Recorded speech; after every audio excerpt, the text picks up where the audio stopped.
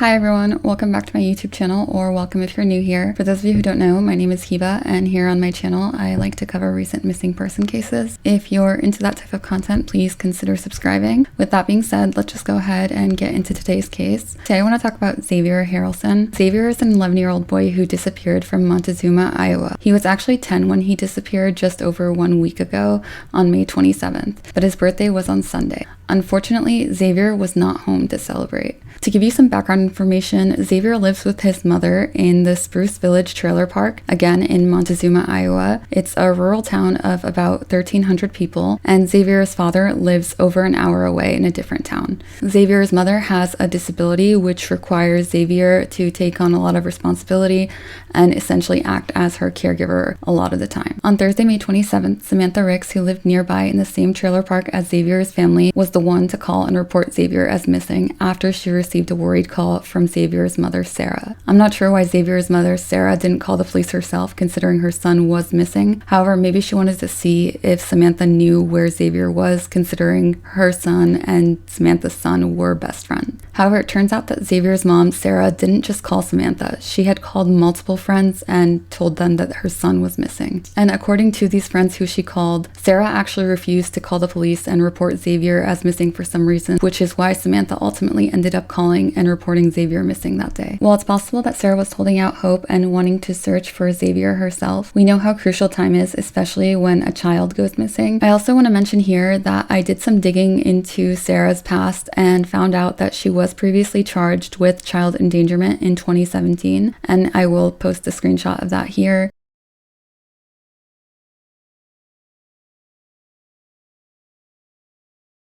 I'm not sure what the details are surrounding this, but it may have had to do with possession of marijuana, since she was also charged with this at the same time. I feel it's necessary to bring this up because it might be relevant considering her child is missing right now. Local law enforcement and the Iowa Division of Criminal Investigations became involved with Xavier's disappearance essentially from the get-go. Then a few days later, the FBI reached out and offered their help on Tuesday, June 1st. There is some mixed information on whether Xavier was seen at all the Thursday that he was reported missing. According to friends who spoke to Sarah that Thursday, she admitted that she hadn't seen Xavier that day. No one else in the trailer park reported seeing Xavier either, which was unusual because he was usually out by 8 or 9 a.m. riding his bike or playing with his friends nearby. In fact, neighbors noticed when they didn't spot him and they said that it was odd. So like I mentioned, his mother claimed that she didn't see him that morning. However, according to some sources, law enforcement state that Xavier was in fact seen on the 27th, but they don't provide any further details. They don't explain who saw him or where. I also wonder if he was potentially seen on surveillance video and this is how he was spotted. So what could have happened to Xavier? The night prior to his disappearance, neighbors claimed that they heard a heated argument between Xavier and his mother. Apparently this was not unusual, and some neighbors said that it would actually happen on a weekly basis. However, this argument could have no significance in Xavier's disappearance. All families fight sometimes and say things that they don't mean, and sometimes it can get a little heated. However, is it possible that Xavier felt hurt or angry and decided to take off that night or that following morning? If this is the case though, why wouldn't he take his bike? So Xavier actually had 2 bikes. According to neighbors, he would ride his bike daily and he loved his bikes. They actually say that they don't think he would leave without his bike. And if he were to take off, he would actually only have 2 options, either to walk or to take his bike. He was only 10 years old, so it's not like he could drive. And obviously he could get further on a bike than he could on his feet. Plus, if he did run away, he would have probably been found by now, since he didn't take his bike and he could only get so far on his feet. However, maybe it's possible that someone offered to pick Xavier up somewhere, potentially someone he met online or maybe an older friend of his. Although I'm not sure of his online presence, I'm not sure if he had social media. I'm sure investigators have already explored this avenue by now. Like I mentioned previously, Xavier is basically his mom's caregiver. His mother is an amputee and she struggles to put on her prosthetics due to other illnesses that she has. According to Xavier's teachers, he would often tell them about how he needed to get home to help his mom, and they don't believe that he would run away due to this responsibility alone. But on the other hand, if you look at this is a lot of responsibility for a 10-year-old,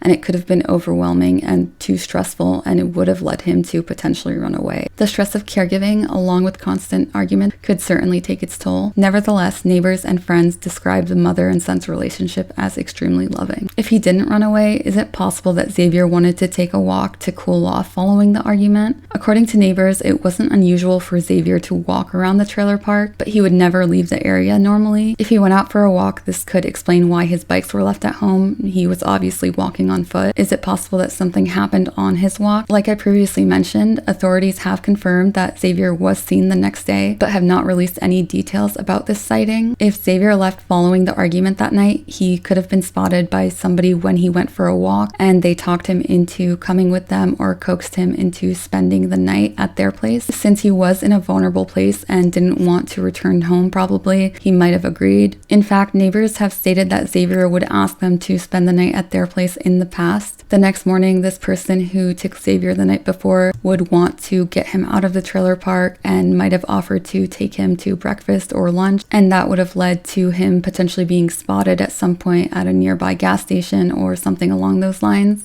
I think it's important and relevant to mention that at that trailer park there were 2 registered offenders. However, police have stated that there are not any persons of interest as of now, so I'm not sure how likely this is, unless the person was able to distance himself enough from Xavior when he was spotted. While neighbors report not seeing Xavior on the 27th, he could have also decided to go for a walk really early that morning, and on this walk he might have decided to leave the trailer park. Since he never previously left the park on foot, he might have got lost and not been able to find his way back. He might have been spotted leaving the park, or someone may have seen him walking, and this might be the sighting for all we know. Unfortunately, if this was the case, we don't really know what happened from here as of now. He could have been taken by somebody as he was walking or trying to find his way back home, but we don't know. As of now, May 27th was the last confirmed sighting of him according to law enforcement. And like I said, there haven't been any details released about this sighting, which leads me to believe that it could potentially lead to answers about where Xavior is or what happened. While some people have instantly blamed Xavier's mother or treat her like a suspect right away, I think it's important to keep an open mind. However, I will tell you some of her behaviors that are seen as suspicious. She hasn't gone on TV or done any media interviews to plead for her son's return,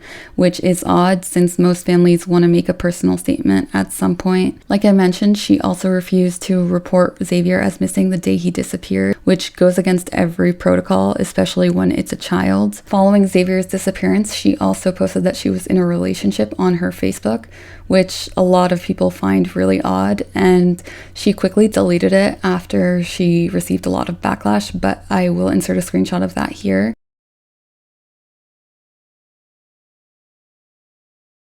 And she also uploaded a profile picture of her and her older son, Josh, I believe.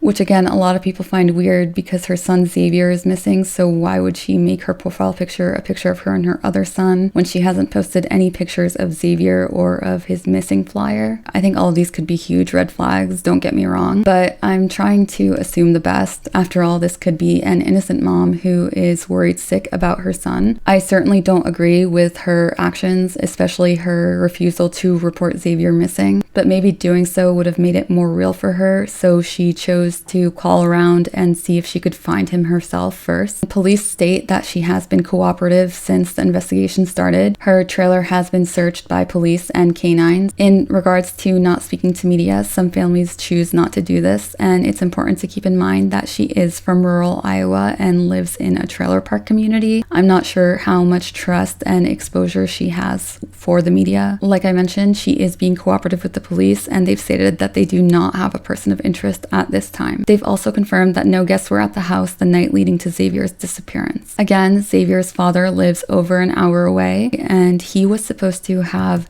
Xavior over the weekend to celebrate his birthday. He's been a part of search efforts and has been desperately searching for answers. It's been over a week now since Xavior disappeared, and a lot of ground has been covered. On May 30th, which was Xavier's 11th birthday, more than 400 volunteers, along with 125 members of law enforcement, showed up to search for Xavior. Grassy, wooded areas were searched, along with Diamond Lake, which is a lake less than a mile away from Xavier's home. Airplanes, all-terrain vehicles, drones, along with dogs and horses cameras were all used during the search. However, no trace of Xavior was found. Along with searching these areas and Xavier's home, investigators have also searched the other homes in the trailer park and even looked at some vehicles and inside those vehicles. Investigators are now convinced that Xavior is not in that area. They are now focused on reviewing surveillance video, following up on leads, and behind-the-scene investigative efforts. They've collected a ton of surveillance videos and urge residents and businesses to send in any footage they might have to check for Xavior. Investigators remain hopeful that Xavior can be brought home safely soon. I was actually going to talk about Xavior days ago, but wanted to hold off in hopes that he would be found safe by now. It's especially difficult to talk about children that are missing, and I can't imagine what his family and his community are going through. This is such a horrific situation because we're 8 days out now and we still don't seem to have answers. With each day that passes, concern for Xavior grows. Like I mentioned, investigators no longer believe he's in that area, so he could be anywhere. So please share his story, whether it's through this video or through other media. Just make sure you get his picture out there, especially if you're in Iowa or in neighboring states. Xavior is 4'8" and weighs 100 pounds. He has brown hair and blue eyes. At the time he was last seen, it is believed Xavior was wearing a red t-shirt, blue pajama bottoms, and black high-top shoes. If you have any information about Xavier's whereabouts, the number for you to call will be down in the description below. Detectives on this case have urged people to call no matter how small or insignificant they think their information is. They will determine whether it's useful or not. Just call and tell them what you know. As always, I'll also have my sources down in the description below. That's all I have for this video. Don't forget to share Xavier's story, and I'll see you guys in the next one.